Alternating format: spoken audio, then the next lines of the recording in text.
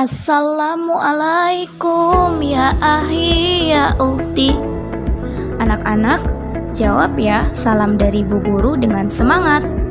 Assalamualaikum warahmatullahi wabarakatuh. Terima kasih untuk anak-anak yang sudah menjawab salam dari Bu Guru. Good morning guys. Apa kabar anak-anak? Semoga kabar anak-anak dari rumah selalu sehat ya. Amin. Anak-anak soleh-soleha kelas 5 sudah siap belajar online hari ini? Alhamdulillah sudah siap ya. Mantap. Sebelum memulai pelajaran hari ini, kita berdoa terlebih dahulu ya, agar belajar online hari ini Allah berikan kelancaran. Siap berdoa? Berdoa mulai. Bismillahirrahmanirrahim. Rabbi zidni ilma warzuqni fahma. Ya Allah, tambahkanlah kepadaku ilmu dan berilah aku pemahaman yang baik. Amin. Oke, kita mulai pelajaran hari ini. Let's get it started.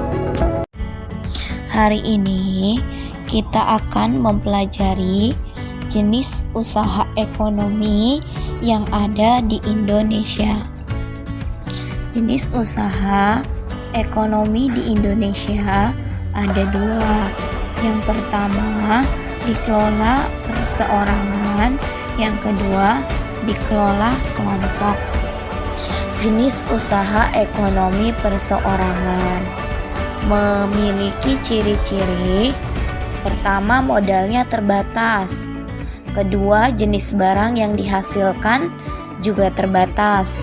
Keuntungan dapat dinikmati sendiri oleh pemilik, dan usaha dapat dikembangkan sesuai dengan keinginan pemiliknya.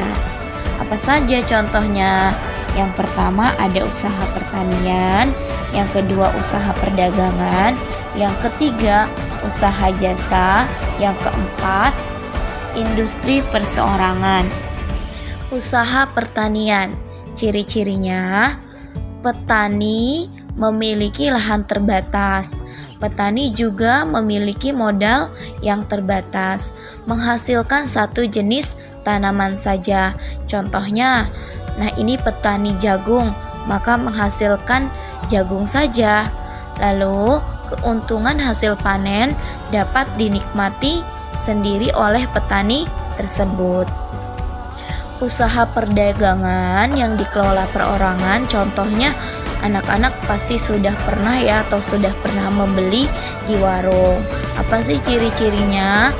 Biasanya membeli barang dalam skala sedang untuk dijual kembali kepada konsumen. Misalnya nih, yang punya warung membeli biskuit 10 di pasar, lalu dijual lagi di warungnya.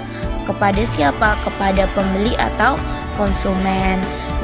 Usaha atau usaha warung ini dapat berkembang menjadi besar sesuai dengan keuntungan yang dimiliki. Dari keuntungan yang dimiliki atau keuntungan yang didapat dari hasil warung tersebut. Selanjutnya, usaha jasa yang dikelola oleh perorangan, contohnya ada bengkel dan salon. Bagaimana cirinya?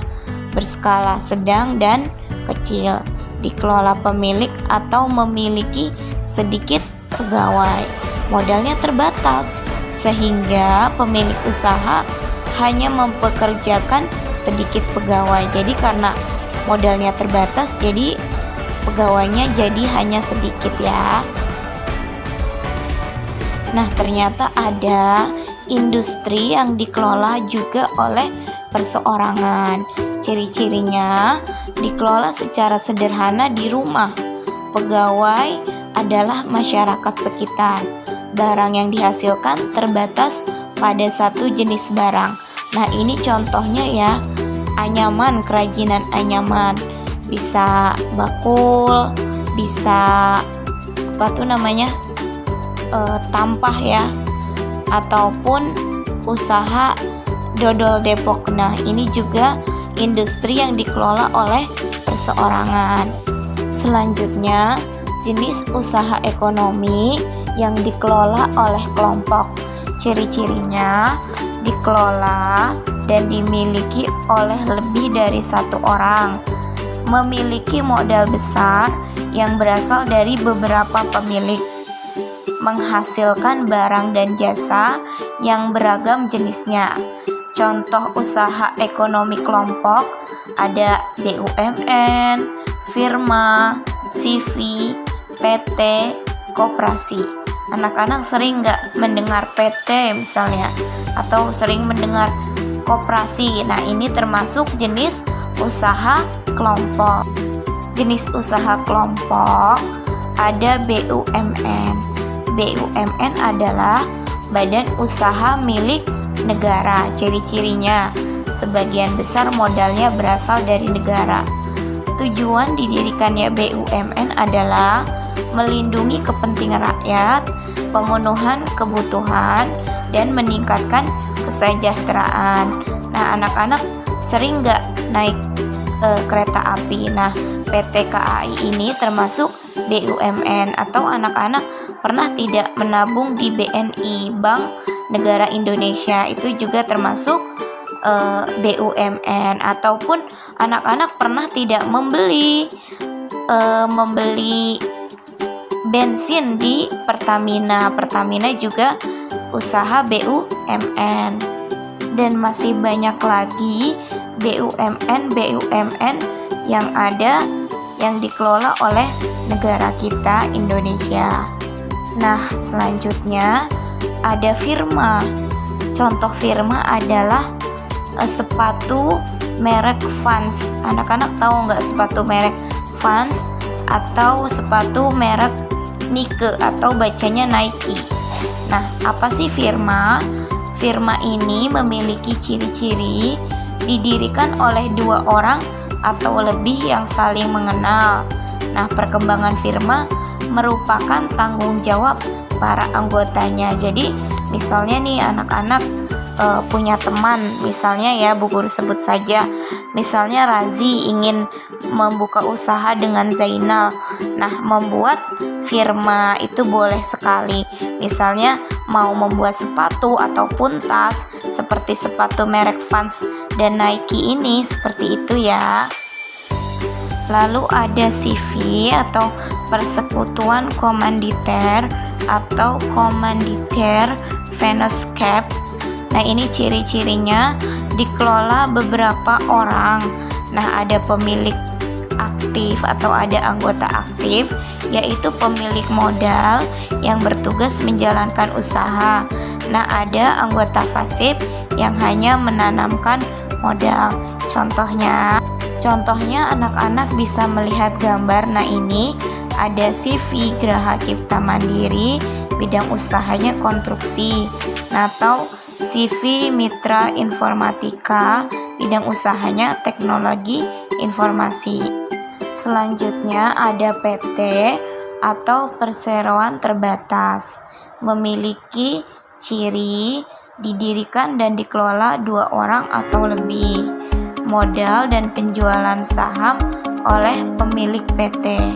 Semakin banyak saham, maka keuntungan semakin besar. Nah, anak-anak sering nggak nonton TV? Nah, ini MNC atau PT Media Nusantara Citra Tbk termasuk contoh dari PT. Nah, kalau PT ini bedanya ya banyak memiliki saham, ada sahamnya dan bisa dibeli seperti itu. Atau Pocari Sweat nih, ini PT Otsuka Indonesia ya. Selanjutnya ada koperasi. Anak-anak sering nggak mendengar kata koperasi? Nah, koperasi termasuk usaha kelompok. Ciri-cirinya dikelola atas asas kekeluargaan. Modal dari simpanan pokok dan simpanan wajib para anggota serta pinjaman dari anggota maupun bank. Tujuan koperasi apa sih? Yang pertama, meningkatkan kesejahteraan anggota, membangun perekonomian nasional, dan mewujudkan masyarakat adil, maju, dan makmur. Contohnya nih, ada koperasi simpan pinjam untuk meminjam uang dan lain sebagainya. Ada koperasi unit desa untuk membeli peralatan-peralatan pertanian seperti itu, atau koperasi sekolah yang menjual peralatan-peralatan sekolah. Dan biasanya kalau koperasi ini harganya lebih terjangkau ya. Itulah tadi jenis usaha ekonomi. Ada yang dikelola perseorangan, ada yang dikelola kelompok, seperti itu. Anak-anak semoga paham ya dengan penjelasan yang sudah Ibu Guru paparkan. Itulah penjelasan yang dapat Ibu Guru sampaikan. Anak-anak sudah paham? Alhamdulillah bila anak-anak sudah paham. Apabila ada yang belum paham, anak-anak boleh bertanya melalui komen, WA pribadi, atau WA grup, dan akan Bu Guru jawab dengan senang hati. Atas perhatian dan semangat anak-anak dalam belajar online kali ini, Bu Guru mengucapkan terima kasih dalam 5 bahasa daerah. Terima kasih, hatur nuhun, matur suwun, sakalangkong, tarimo kasih. Tetap sehat, tetap semangat. Jawab salam dari Ibu Guru dengan semangat ya. Wassalamualaikum warahmatullahi wabarakatuh.